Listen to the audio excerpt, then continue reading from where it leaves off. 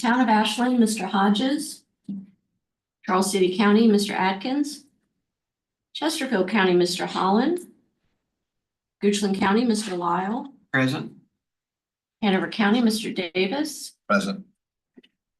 Henrico County, Vice Chair Rogish. Here. New Kent County, Mr. Moyer. Here.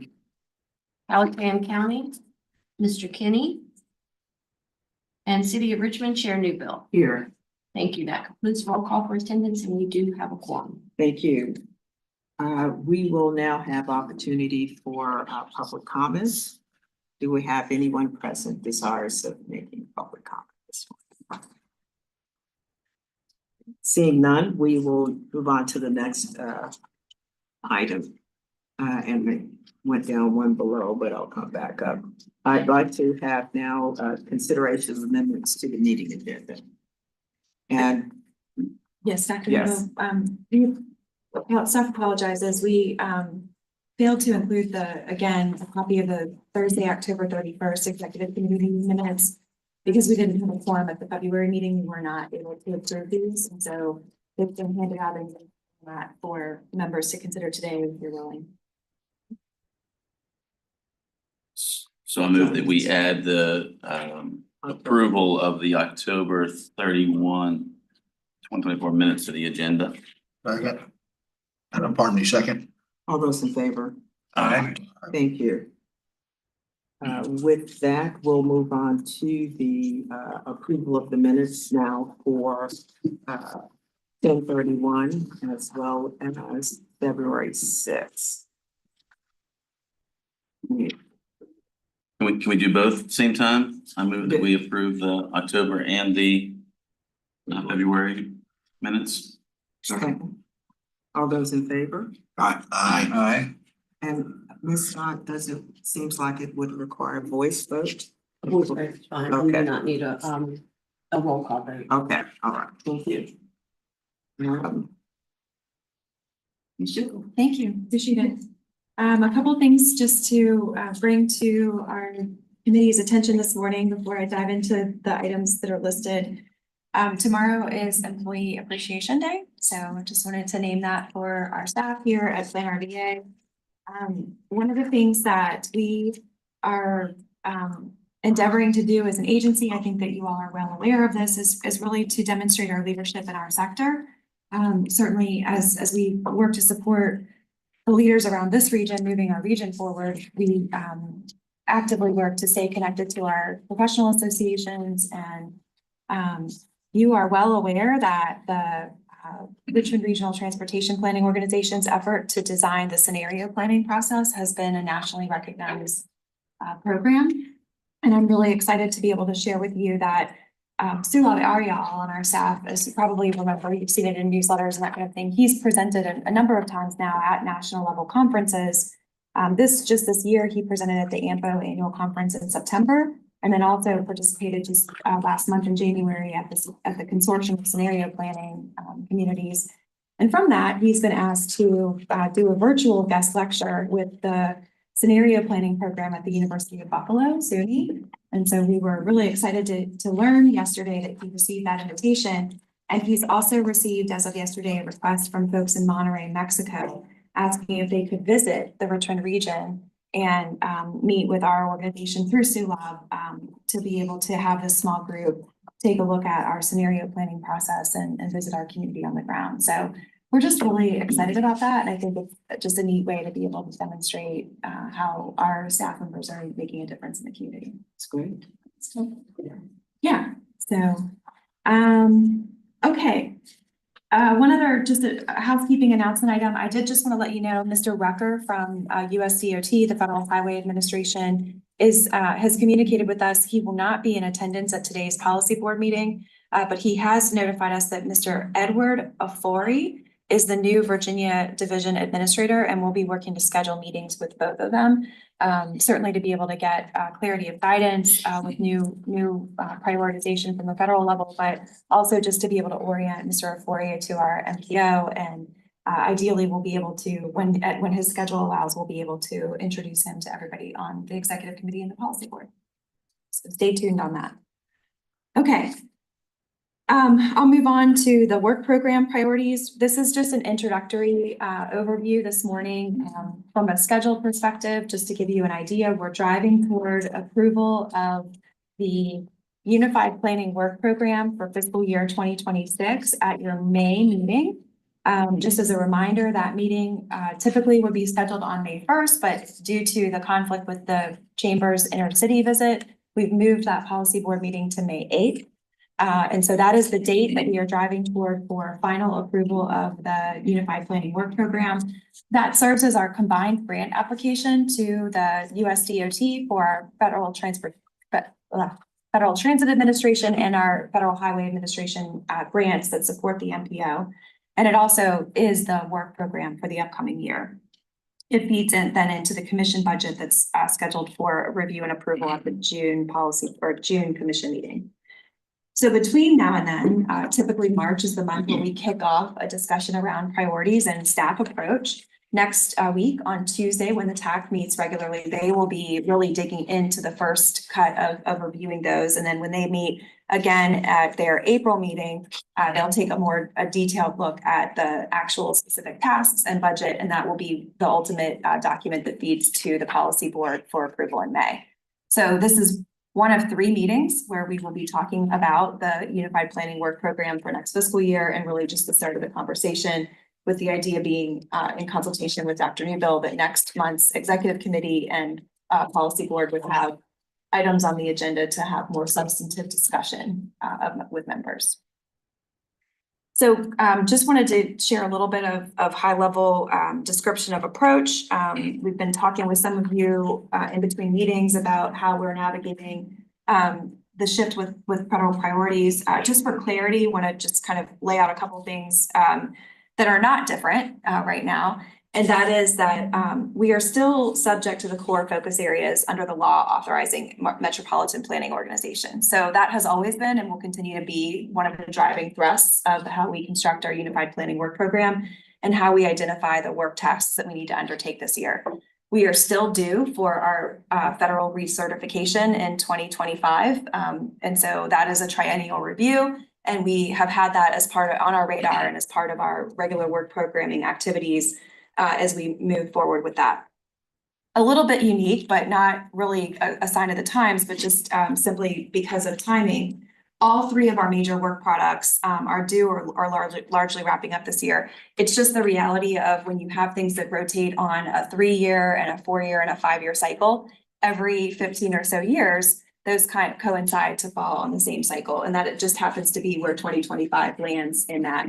And so from a priority perspective, our focus areas for this fiscal year are continuing to move forward and advance our 3 major products, which are the Unified Planning Work Program, our Transportation Improvement Program, the TIP, and then the Long Range Transportation Plan. And again, it just so happens that all 3 of those things kind of coincide at the same time.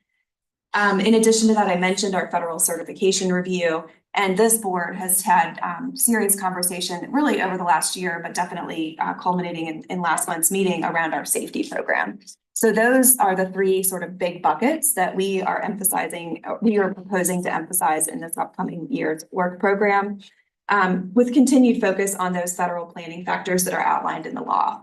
That includes things like moving economic vitality forward, focus on safety and security, accessibility, mobility, protecting and enhancing the environment, building a consistent system between transportation improvements and local planning and economic development priorities, integration and connectivity between modes, efficient system management, preservation of the existing transportation system, resiliency and reliability, mitigating stormwater impacts, and supporting travel and tourism throughout and across our region. Those are all the federal planning factors that are outlined in our MPO program in the law. And from what we understand from the guidance that has been provided thus far, are not changing. And we will continue to anchor our work program around those areas. What's different will be the planning emphasis areas. We had a number of planning emphasis area or sort of targeted focuses that were established through the Biden administration. And so we're awaiting that guidance. And so this is an evolving product there, but we will continue to monitor that and determine what needs to be emphasized as a result of the current federal administration priorities as those are shared with us. I'll take a pause there and just ask, are there any questions, just sort of from a high level perspective on what I've shared so far? Madam Chair. Yes, sir. Yes. Oh, sorry. We know, Martha. We know. Sorry. I appreciated the listing of, I guess we'll call them priorities or topics. Are those in priority order? And I'm asking because we didn't have to, we chose to rejigger ours in Goochland to make safety first. And so I commented last time, I was surprised that we were setting a death goal for us here. Is safety the top priority as we come in and evaluate these things, or are we prioritizing other less safety focused when we say this is what we're going to focus on with our deliverables? I'll say that the decision and how I listed those things was not intended to be reflective of prioritization. Okay. I think it was more around compliance first, deliverables that are under the law and the contracts, and then what substantively is included as we move toward those deliverables. So I did not intend to indicate that safety is the third or fourth in that list of buckets. And I think that that's the prerogative of this body to really emphasize in what order do you want to see our priorities show up in our work. I think that kind of feedback would be exactly what we'd be looking for at next month's discussion. Exactly. Thank you. And I will say, Miles, I defer to you and rely on you to articulate if Mr. Lyle's question is more around how do we score actual transportation project investments where safety falls into that. There's sort of two different things. So in terms of actual investments, it's the top factor in terms of how we're prioritizing projects. So both for our long range plan and for the near term funding that this board allocates. But in terms of priorities, I think our point in highlighting it, to Martha's point, was that it is one of our key focuses. So beyond compliance with the required mandated projects, safety is the one sort of standout of something new that's not required under the law. So it's kind of the extra that we wanted to make sure we're highlighting and emphasizing as a priority for this year. I appreciate it. Thank you for indulging me. Thanks, Miles. You said that better than I did. And again, in April, we'll visit the list of priorities and really ascertain if the ordering is still Thank you. that we would like to retain or any suggested changes. Madam Chair. Yes, Mr. Moynihan. Martha, the one thing you mentioned last time was that Plan RVA gets a lot of their funding from Fed. What department is that?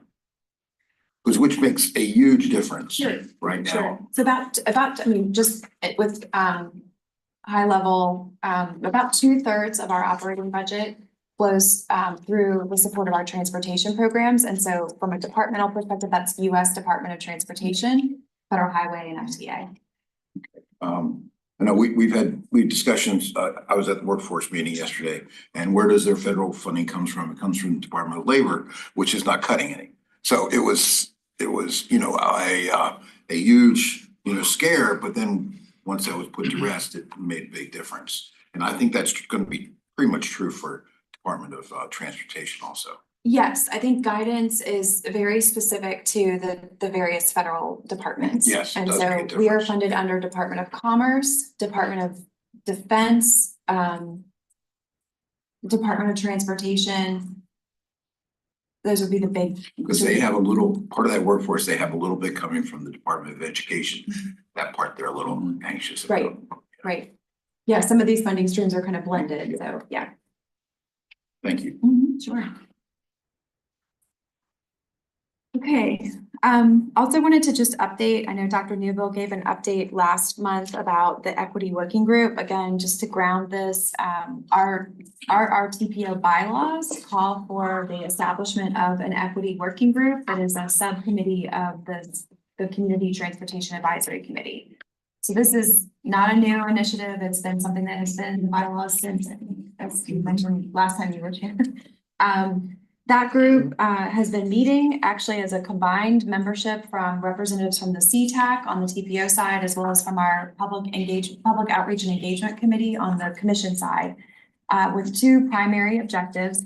One, to evaluate whether or not it's appropriate to consider compensation of certain types of participants in our planning work.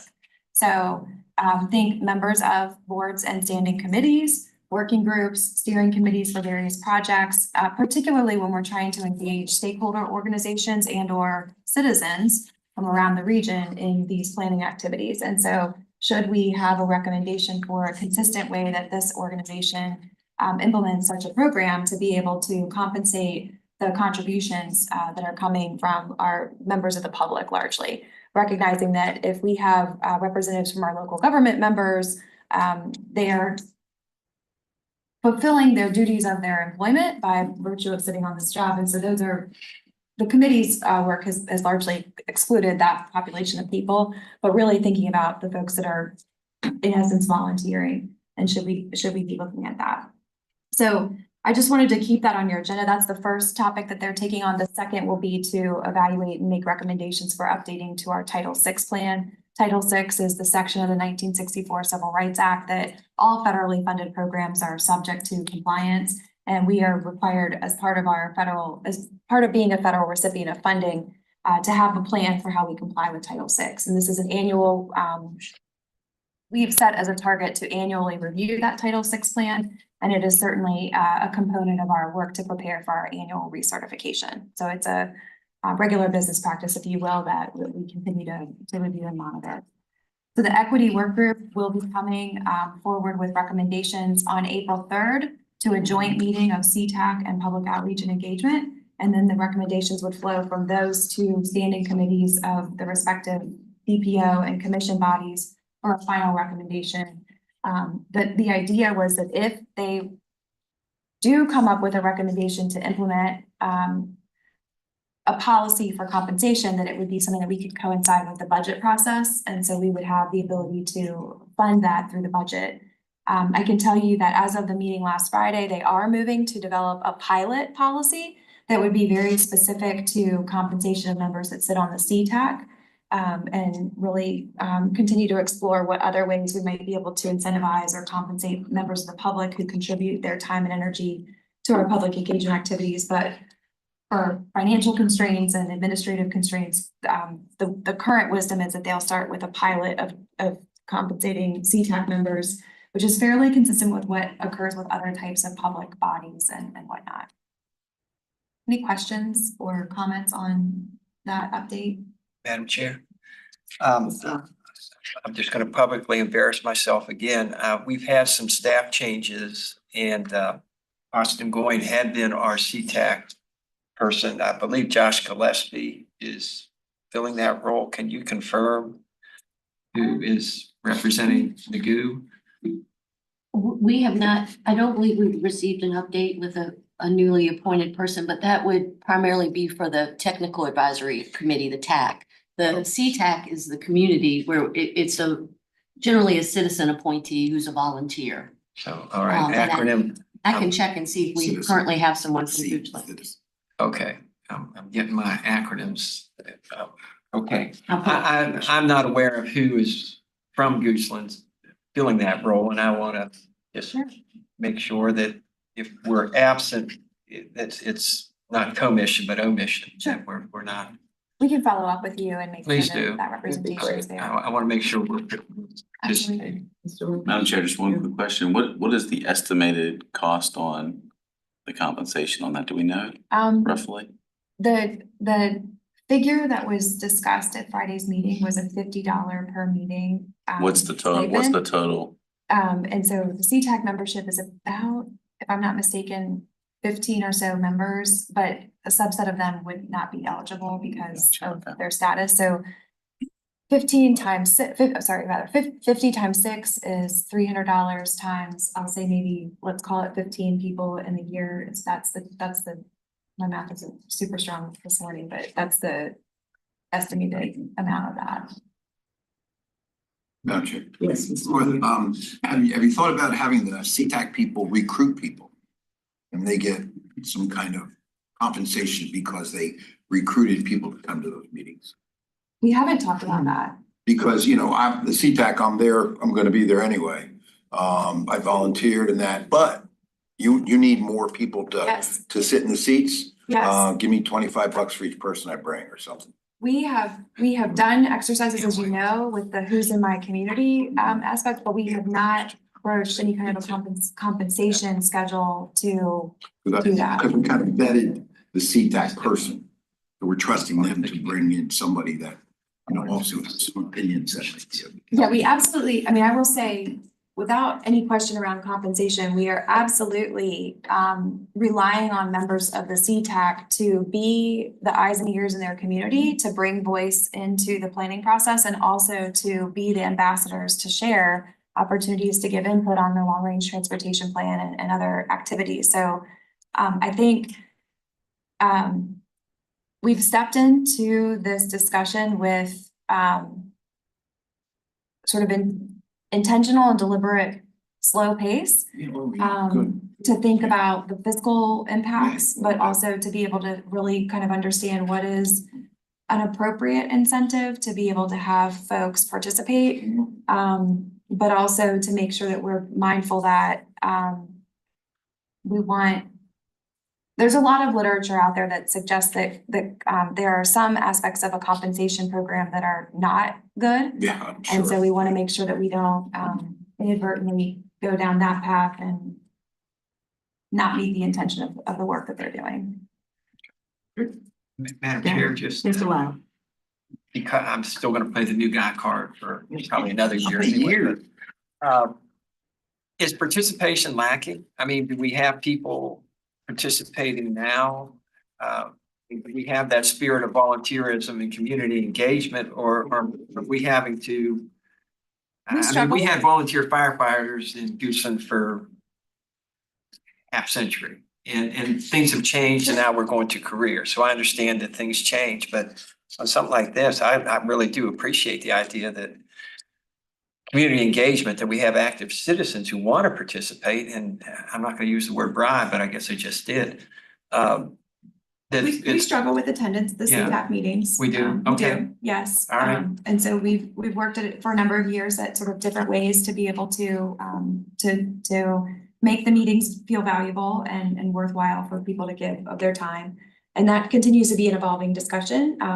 Also, as of Friday, the membership of this joint equity work group have recommended that in addition to a carrot, if you will, through a compensation policy, we need to have an attendance policy that is the standard of membership. And so, the idea being that we need people to be actively engaged in this. And if you're going to take this appointment, you need to take it seriously. So I think the committee is, thus far, has taken a pretty balanced approach at how they're thinking about this. But it is a challenge when we host a meeting and we don't have a quorum, or we can't, move forward with the full participation of the membership. Okay, well, I'm very much in a learning curve, so I'll keep my comments I need to study more and not take up everybody else's time. Good. Don't worry about it. Well, I do worry about it. I mean, time is the most precious gift anybody has. I can't buy more or give more. Mr. Davis. Thank you, Dr. Newville. As for the record, I would have some reservations about compensatory measures being put in place for some of these.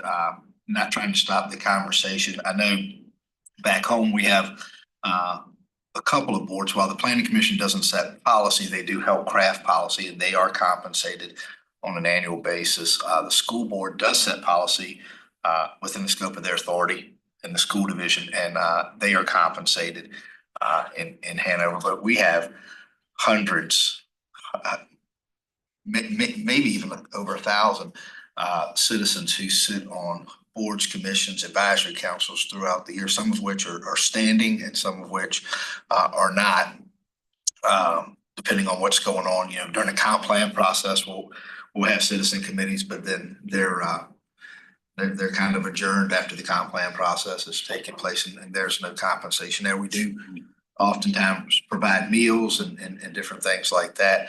But I'd want to probably get very comprehensive in discussion about compensatory measures for folks coming in on citizen advisory boards. Sure. And not to have it be deemed that they're not appreciated, but I'd want to see something pretty pretty detailed to look at. So I just want to put that on the record. And we're gonna have a more substantive discussion. I Substantive, mean, we're right. talking about honorary. I refer to them as honorariums, really. People have to travel to get to the location. The offering the meal is helpful. Yep. But it values the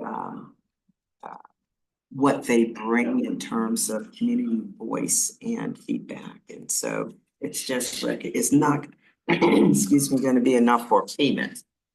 But certainly might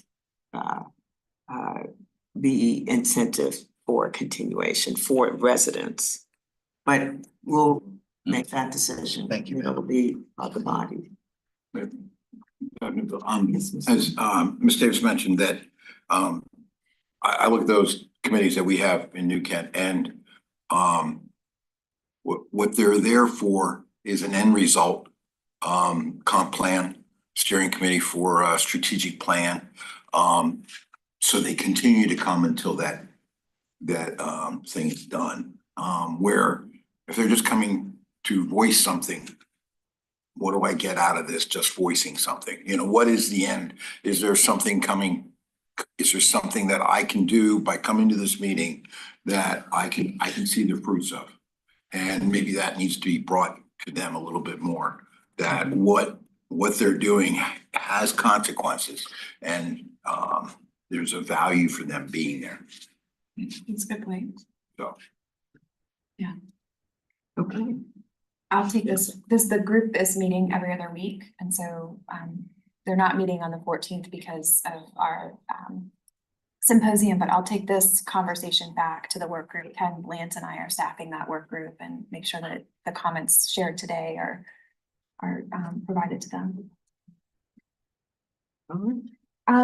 Last thing on my piece of the agenda is just to give you a little bit of an update as far as upcoming program topics. Today we do have scheduled Laura Farmer, the CFO of UDOT, will be in attendance for our special program, I'll call it. There was a request some time ago to have a briefing on 895.